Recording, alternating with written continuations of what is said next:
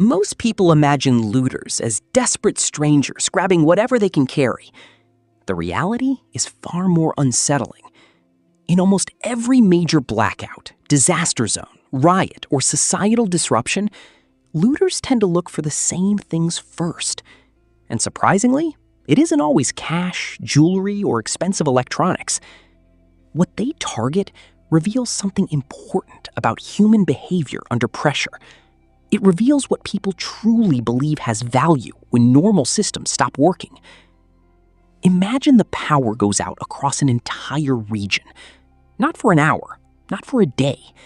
Imagine cell towers begin failing, gas stations stop pumping fuel, grocery shelves empty, and police response times stretch from minutes into hours. In those first chaotic moments, most people focus on what they need. Looters focus on what everyone else will soon need. That's the difference. They're not always thinking about luxury. They're thinking about leverage. The first thing many looters look for is food and water. It sounds obvious, but there's a deeper reason. During a crisis, food instantly transforms from a convenience into a survival asset. A bag of rice that seemed ordinary yesterday suddenly becomes more valuable than a television. Human biology drives this reality. The average person can survive weeks without food, but only a few days without water. The moment uncertainty appears, the human brain begins calculating future scarcity.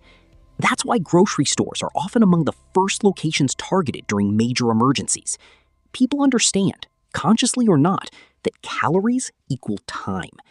Every can of soup, every bottle of water, every shelf-stable item becomes a stored extension of survival. What makes this especially dangerous is that panic buying and looting can create shortages faster than actual consumption ever could.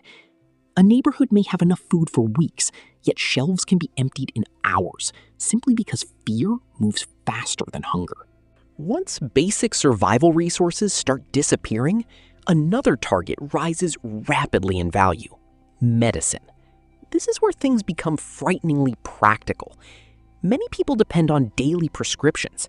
Insulin, blood pressure medication, antibiotics, asthma inhalers, and pain relievers can mean the difference between stability and a medical emergency. During normal times, pharmacies function like invisible support systems. During a collapse, they become treasure vaults. Looters understand that medicine has two forms of value. It can be used personally or traded.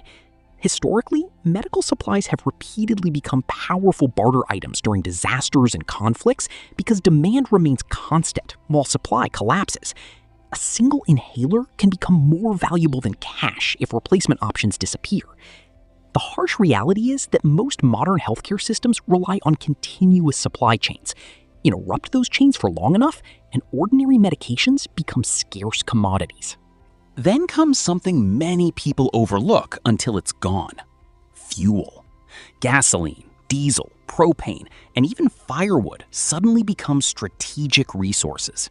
Fuel is stored mobility. Fuel is heat. Fuel is electricity if generators are involved. In a crisis, people often assume their vehicle is an escape plan. But a vehicle without fuel is little more than a very expensive shelter. This is why fuel stations frequently become flashpoints during emergencies. The physics are simple. Fuel contains concentrated energy. That energy allows transportation, refrigeration, communication, and security systems to function. When looters target fuel supplies, they're not just stealing liquid, they're stealing capability. Every gallon represents options. Every missing tank limits movement. This section is based on practical field survival experience, rather than formal academic sources. As conditions deteriorate further, another category begins attracting attention: tools. Not luxury tools, useful tools. Crowbars, bolt cutters, hand saws, axes, batteries, flashlights, power banks, and portable generators suddenly gain enormous importance. The reason is straightforward. In a disrupted environment, people must solve problems directly instead of paying services to solve them. Need to secure a door? You need tools. Need to cut wood, repair equipment, move debris, or access resources? You need tools. A skilled person with basic tools often possesses greater long-term survival capability than someone surrounded by expensive electronics. This is one reason experienced survivalists frequently prioritize practical equipment over flashy gear. Tools create solutions.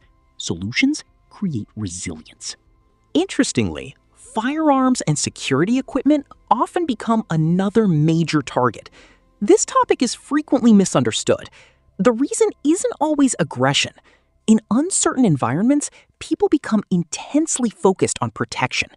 Human psychology reacts strongly to perceived threats.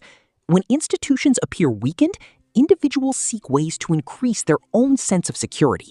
Whether justified or not, this drives demand for defensive resources. Historically, periods of instability often produce spikes in security-related purchases because people fear uncertainty more than they fear inconvenience. The challenge is that increased competition for security resources can also increase tension throughout a community. Fear has a way of multiplying itself. Perhaps the most surprising target is information and communication equipment. Radios, batteries, charging systems, satellite communicators, and anything capable of transmitting or receiving information become incredibly valuable. Most people don't realize how dependent modern life is on information flow until it disappears. Imagine not knowing whether help is coming, whether roads are open, where supplies are available, or what dangers exist nearby. Information reduces uncertainty. Uncertainty creates fear. During crises, the person with reliable information often makes better decisions than the person with more supplies. A battery-powered radio can sometimes provide more practical value than an entire room filled with gadgets that no longer function. This section is based on practical field survival experience, rather than formal academic sources. What ties all these targets together is a simple pattern. Looters tend to focus on things that preserve life, create options, generate leverage, or maintain control. Food buys time. Water preserves life. Medicine protects health. Fuel creates mobility. Tools solve problems. Security resources provide protection. Communication equipment provides knowledge. None of these items are glamorous. That's exactly why they're valuable. Here's what nobody tells you about crisis situations. The greatest threat often isn't the disaster itself. It's the sudden shift in perceived value. Society functions because millions of people agree that certain systems will continue working tomorrow. When that belief weakens, priorities change almost overnight. A smartphone worth hundreds of dollars may become less useful than a flashlight with fresh batteries. A luxury watch may become less important than a case of bottled water. Human beings don't abandon logic during emergencies. They simply apply it to a different reality. History repeatedly shows the same lesson. Communities that prepare before a crisis usually suffer less during one. Not because they predict every problem, but because they reduce desperation. Desperation fuels panic. Panic fuels bad decisions. Bad decisions fuel chaos. The people who fare best are rarely the strongest or the richest. They're usually the ones who recognized that resilience begins long before the lights go out. So when you hear about looting during disasters, don't just think about theft. Think about what those choices reveal. They reveal what people believe will matter when comfort disappears and survival becomes the priority. And if you pay attention to those patterns, you gain a surprisingly clear picture of what truly holds value when the world stops behaving normally.